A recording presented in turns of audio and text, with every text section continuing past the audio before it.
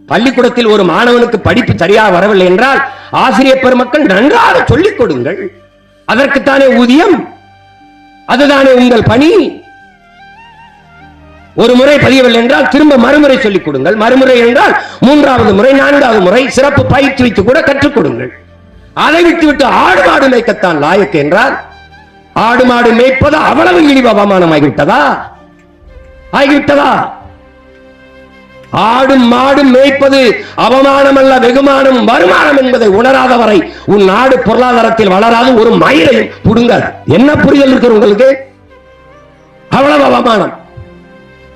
ஆனால் வாரம் ஞாயிற்றுக்கிழமை ஆனால் கறிக்கடையில போய் நின்று 1/2 கிலோ கறி கொடுங்கள், எலும்பில்லாத நல்ல கறியாக கொடுங்கள், நெஞ்செலும்பு கறியாக கொடுங்கள். அதை எந்த நாட்டு கேட்கிறது? எங்கிருந்து வரும்? ஆடு மாடு நீங்கள் ஆயர்குடி மேய்க்கவில்லை என்றால் கறிப்பால் எங்கிருந்து வரும்?